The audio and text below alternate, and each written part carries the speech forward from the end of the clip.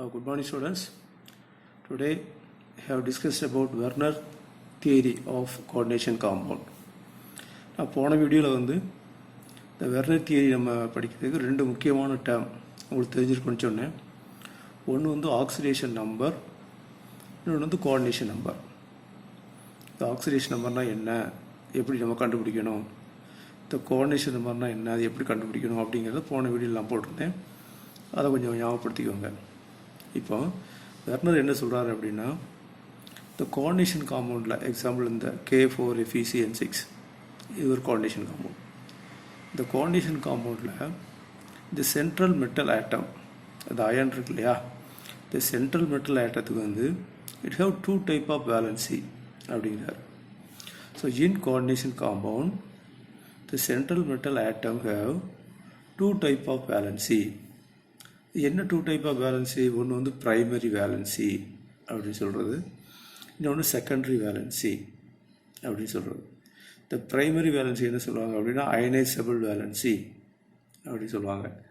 Secondary valency நான் ionisable valency அப்படின்னு சொல்கிறது. இப்போ ப்ரைமரி வேலன்சினா என்ன அப்படின்னு இந்த காம்பவுண்டுக்கு பார்ப்போம். இப்போ இந்த காம்பவுண்டில் ப்ரைமரி வேலன்சினா என்னென்னா oxidation state of the central metal atom. அந்த ஆக்சிடேஷன் ஸ்டேட் நம்ம எப்படி கண்டுபிடிக்கிறது? அந்த காம்பவுண்ட் எழுதிக்கிடுவோம். K4FeCN6. இந்த potassium first group metal, alkali metal, அதனால் அதனுடைய சார்ஜ் +1. 4 பொட்டாசியம். அயனுக்கு நமக்கு தெரியாது எக்ஸு, ஒவ்வொரு சிஎனுக்கும் ஒவ்வொரு மைனஸ். So 6 சிஎனுக்கு 6 minus. இப்போ இது எல்லாத்தையும் ஆட் பண்ணால் that is equal to 0. Compound நியூட்ரல்னால 0. அப்போ 4 × +1 4 x, 6 × -1 -6 = 0. So x is equal to 6 - 4, that is equal to +2. The +2 என்னது? Primary valency. இந்த பிரைமரி வேலன்சி தான் ஆக்சிடேஷன் ஸ்டேட் அப்படின்னு சொல்கிறது. இந்த பிரைமரி வேலன்சி ஒவ்வொரு செட்டில்மெண்டல் ஆகிறதுக்கும் ஒரு பிரைமரி வேலன்சி இருக்கும்.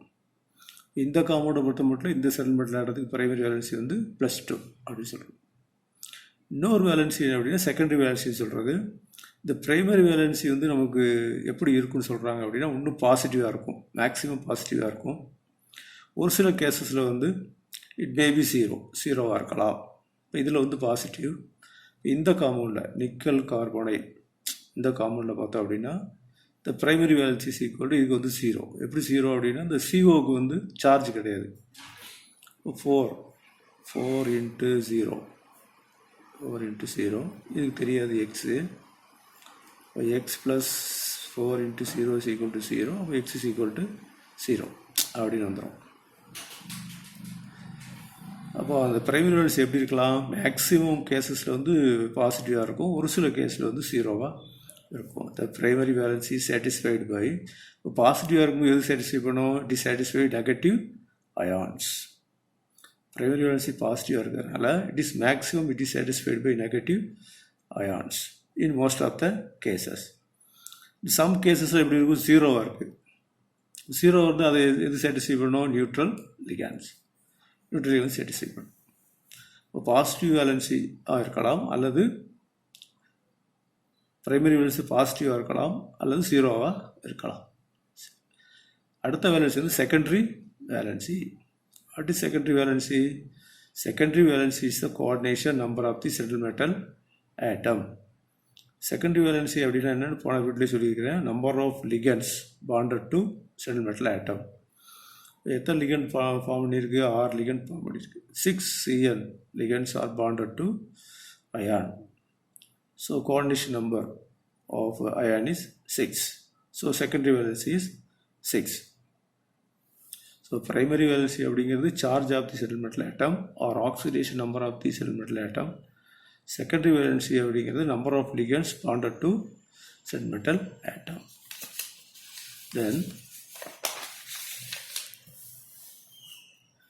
செகண்டரி வேலன்சி எப்படி சாட்டிஸ்ஃபை பண்ணலாம்? Secondary valency satisfied by negative ion satisfy பண்ணலாம், அல்லது நியூட்ரல் மாலிகூல் சாட்டிஸ்ஃபை பண்ணலாம், அல்லது பாசிட்டிவ் அயான் சாட்டிஸ்ஃபை பண்ணலாம். இதில் நெகட்டிவ் அயான். இங்கே செகண்டரி வேலன்சி சாட்டிஸ்ஃபை பண்ணது CN. CNக்கு என்ன சார்ஜ் இருக்குது? Minus charge. இந்த காம்பவுண்டில் பார்த்தோம் அப்படின்னா செகண்டரி வேலன்சி சாட்டிஸ்ஃபைடு பை இது நியூட்ரல் லிகான், இது நெகட்டிவ் லிகான். அப்படி சாட்டிஸ்ஃபை பண்ணலாம்.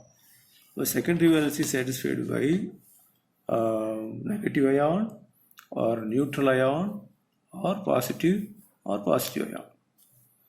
செகண்டரி வேலன்சி சாட்டிஸ்ஃபை பண்ணுறது இதெல்லாம் சாட்டிஸ்ஃபை பண்ணலாம். நெகட்டிவ் அயான் சாட்டிஸ்ஃபை பண்ணலாம், அல்லது நியூட்ரல் அயான் சாட்டிஸ்ஃபை பண்ணலாம், அல்லது பாசிட்டிவ் அயான் சாட்டிஸ்ஃபை பண்ணலாம். சரி, next point, primary valency is நான் டைரக்ஷனல்.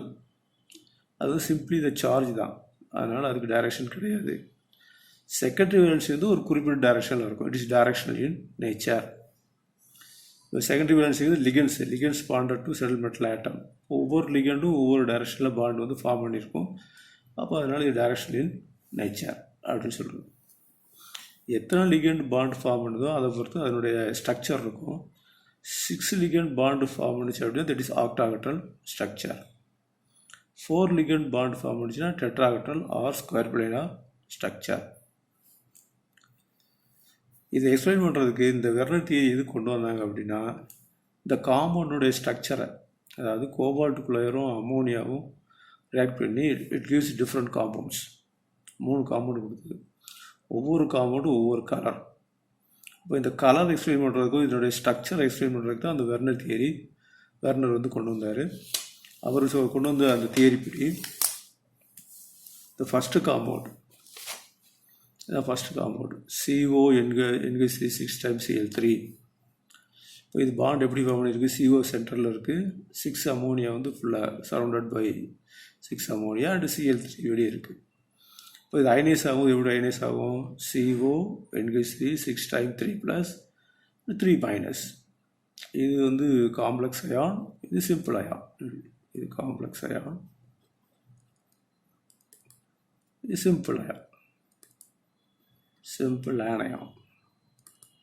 அப்படி அயனைஸ் ஆகும் வாட்டரில் டிசால்வ் பண்ணும்போது. அப்போ இதை வந்து என்ன பண்ணுறாங்க அப்படின்னா சில்வர் நைட்ரேட் ரியாக்ட் பண்ண விட்றாங்க.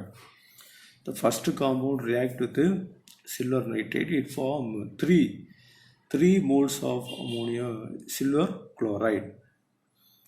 Ag இந்த Cl சேர்ந்து 3Ag 3Cl சேர்ந்து 3 moles of silver chloride are formed.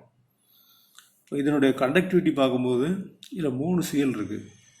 Conductivity depend upon the number of ions. இப்போ 3 moles ஆஃப் குளோரைட் இருந்தால் அதோட கண்டக்டிவிட்டி ரொம்ப ஜாஸ்தியாக இருக்கும். இப்போ இன்னொரு செகண்ட் காம்பவுண்ட் எடுத்து நம்ம அதே மாதிரி சில்வர் நைட்ரேட் போடும்போது it means only 2 moles of silver chloride. Silver chloride கொஞ்சம் கம்மியாக கிடச்சிது. கண்டக்டிவிட்டி இந்த ஃபஸ்ட்டு காம்பவுண்டை கம்பேர் பண்ணும்போது கண்டக்டிவிட்டி கொஞ்சம் கம்மியாக இருக்கும். ஏன்னா it use only 2 moles of Cl - ion. So conductivity இதை காட்டில் இது கொஞ்சம் கம்மியாக இருக்கும். தேர்ட் காம்பவுண்ட் அதே மாதிரி அயனைஸ் ஆகும்போது ஒரே ஒரு Cl தான் வரும். It react to silver nitrate 1 mole of silver chloride. Silver chloride ரொம்ப கம்மியாக இருக்கும், கண்டக்டிவிட்டி ரொம்ப குறைவாக இருக்கும். இதை எக்ஸ்பிளைன் பண்ணுறதுக்கு தான் இந்த ஸ்ட்ரக்சர் கொண்டு வந்தாங்க. இந்த 3 காம்பவுண்ட் ஏன் different moles of silver chloride கொடுக்குது, கண்டக்டிவிட்டி ஏன் டிஃப்ரெண்ட்டாக இருக்குது அப்படிங்கிறது தான் இந்த ஸ்ட்ரக்சரை வெர்னர் போட்டு கொண்டு வந்தார். இந்த ஃபஸ்ட்டு ஸ்ட்ரக்சரில் 3 Cl வெளியே இருக்குது. அதனால் இதில் வந்து 3 Cl- வருது. அதனால் கண்டக்டிவிட்டி ரொம்ப ஜாஸ்தியாக இருக்குது. அப்போ கோஆர்டினேஷன் காம்பவுண்ட்னா இப்படி தான் இருக்கும் அப்படின்னு கொண்டு வந்தார். அதில் இந்த CO வந்து சென்ட்ரலில் இருக்குது. அதனால் இது பேர் சென்ட்ரல் மெட்டல் ஆட்டம் அப்படின்னு சொல்கிறது. It is surrounded by 6 ammonia. இது ஃபஸ்ட்டு ஸ்பியருக்குள்ளே இருக்குது. இது ஃபஸ்ட்டு ஸ்பியரில் 6 அமோனியா இருக்குது. இது நான் அயனைசபிள் ஸ்பியர் அப்படின்னு சொல்கிறது. அதுக்கு அடுத்து வெளியே இருக்குது செகண்ட் ஸ்பியர், ரெண்டாவது உள்ள ஸ்பியர். இது அயனைசபிள் ஸ்பியர். இது புக்கில் இந்த மாதிரி தான் டயக்ராம் கொடுத்துருக்காங்க. இது ஸ்கொயர் ப்ராக்கெட்னு வச்சுக்கோங்க. இந்த ஃபஸ்ட்டு ஸ்பியர் வந்து ஸ்கொயர் ப்ராக்கெட்னு வச்சுக்கோங்க. இது நான் அயனைசபிள் ஸ்பியர், இது அயனைசபிள் ஸ்பியர். சரி, இந்த தியரினுடைய லிமிட்டேஷன் என்ன அப்படின்னா, இது does not explain the colour of the compound and magnetic properties of the compounds. இப்போ ஃபஸ்ட்டு காம்பவுண்டுடைய கலர் வந்து எல்லோ கலர், செகண்ட் காம்பவுண்டுடைய கலர் வந்து இது வந்து எல்லோ கலர், இது பர்பிள் கலர், இது க்ரீன் கலர். ஏன் இப்படி கலராக இருக்குது அப்படின்னா it does not gives any explanation. இதனுடைய லிமிட்டேஷன் என்னது அப்படின்னா does not explain the color of the complex and magnetic property of the compounds, coordination compounds. Okay, thank you students.